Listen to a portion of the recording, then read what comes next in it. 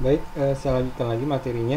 Jadi di video sebelumnya kita sudah membahas teks elemen, tapi di terakhir atribut eh, underline dan strike through, saya nggak salah ya. Nah, di video kali ini kita akan lanjutkan lagi atribut di elemen teks, yaitu subscript dan superscript. Jadi kemungkinan atribut ini juga akan sering digunakan, atau tag-tag ini akan sering digunakan, di mana superscript itu merupakan sebutan untuk karakter yang ada di atas teks. Biasanya kalau teman-teman pakai Word atau pengolah-pengolah kata lainnya, itu bisa bisa dengan fitur-fitur tertentu. Untuk apa? Biasanya digunakan untuk menunjukkan pemangkatan. Misalnya teman-teman tulis 2 pangkat 2 misalnya kan, atau 4 pangkat 2 gitu, atau 3 pangkat n gitu. Nah, ini kan dia posisinya berbeda dengan bilangan pokoknya begitu. Dia pangkat, jadi memang beda posisinya. Dia tidak boleh 3n begini, nggak boleh, karena beda artinya. Kalau ini 3 pangkat n, kalau ini 3 kali n gitu. Jadi sudah berbeda makna. Nah, makanya di HTML disediakan tag atau atribut yang mendukung untuk itu, namanya superscript gitu. Nah, tag yang digunakan adalah tag sub, seperti ini, tag sub. Nah, temannya dari superscript adalah subscript. Nah, kalau subscript ini dia tidak di atas tapi di bawah begitu. Jadi ya bisa kita bilang temannya lah ya, yang satu di atas, satu di bawah begitu. Nah, umumnya kalau subscript ini digunakan untuk menulis formula gitu. Misalnya contohnya kita ingin menulis CO2 seperti ini kan, CO2. Nah, kalau kita lihat CO2 di sini, ini kan nggak benar posisinya gitu. Harusnya kan CO2 itu tulisannya duanya di bawah, jadi CO ini 2 di sini. Nah, makanya 2 ini namanya subscript, karena kalau CO2 seperti ini udah beda makna lagi nantinya. Makanya kita menggunakan subscript. Atau ada juga biasanya kita nanti tulis X ke I misalnya, atau X1 sampai X10 gitu. Nah, ini kan udah beda gitu maknanya. Makanya kita harus buat sesuai dengan apa yang dituliskan nantinya. Nah, oke, ini X10 tadi ya.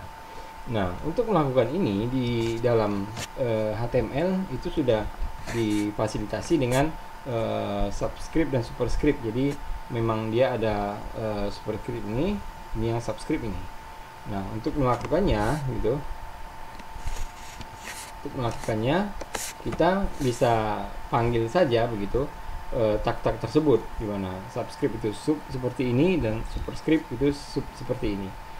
Jadi ini kita coba kopikan ya.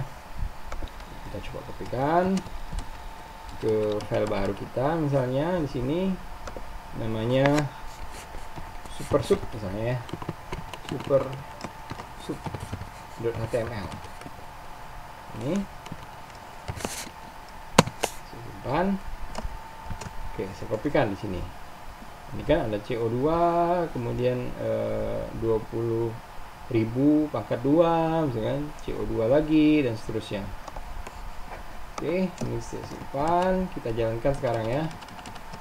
Ini supersub yang ini, kita buka lewat web browsernya. Nah, seperti ini. Ini kan kelihatan CO2, 10 tahun terakhir kadar CO2. Ini 10 tahun terakhir kadar CO. Nah, duanya ini di subscript. Semakin memburuk. Sebanyak 20.000 pangkat 2, 20.000 kan ini 20.000, superscriptnya 2 ini gitu kan. Ton CO2 lagi. Nah, ini salah nih, harusnya nggak ada spasi nih. Dengan misalnya ini nggak ada spasi gitu. Kita simpan lagi. Harusnya kan nggak pisah dia.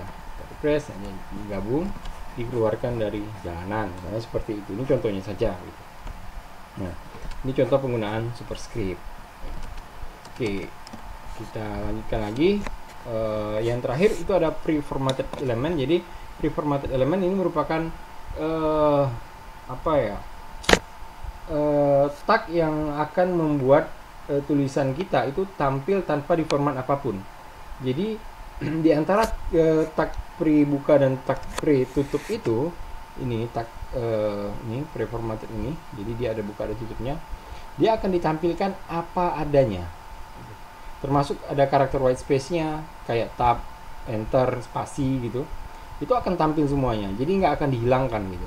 Dan dia akan ditampilkan oleh browser dalam font khusus, di mana panjang seluruh huruf itu sama, dan fontnya biasanya Courier New. Nah, kalau pre-formatted itu biasanya Courier New, sehingga cocok untuk menampilkan kode program. Nah, makanya teman-teman kalau ingin memasukkan kode program di dalam file HTML teman-teman ingin tampil di halaman web teman-teman, maka teman-teman bisa gunakan elemen pre-formatted ini.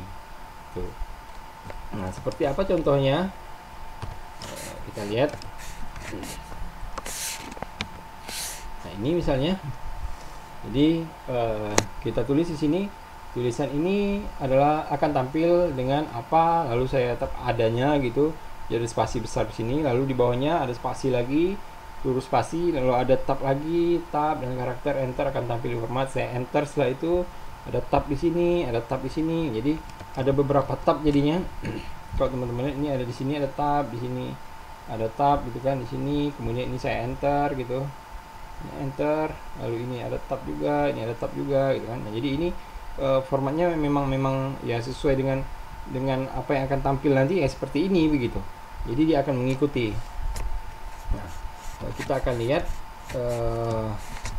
hasilnya ketika ini dijalankan. Kita copy lagi ya, kita copy lagi ke ini, misalnya saya buat lagi apa ya namanya, tampil sesuai gitu aja ya, tampil atau pre aja, tampil pre HTML. Ini kopikan ke sini, ini saya simpan gitu ya, kemudian kita jalankan, tampilkan pre elemen open Google Firefox. Nah, seperti ini. Ini lihat fontnya, ini jelas font Courier New kan. Jadi fontnya coding, biasanya ini fontnya coding. Jadi kalau teman-teman coding umumnya dia pakai font seperti ini. Kalau teman-teman lihat di sini, ini kan sebenarnya fontnya font Courier New. Ini. Jadi dia akan menampilkan apa yang teman-teman tulis sesuai dengan apa adanya. Jadi teman-teman kalau pengen buat tulisan yang banyak spasi, tabnya, ada enternya segala macam, pakailah elemen ini, elemen pre-formatted namanya. Oke, baik, saya rasa ini bagian akhir dari text element. Jadi ada tiga video ya terkait dengan elemen teks ini. Jadi teman-teman bisa coba satu persatu, nanti terkait dengan file-filenya juga akan saya siapkan juga untuk teman-teman coba begitu. Oke, saya rasa demikian. Tunggu saja untuk elemen berikutnya lagi. Terima kasih.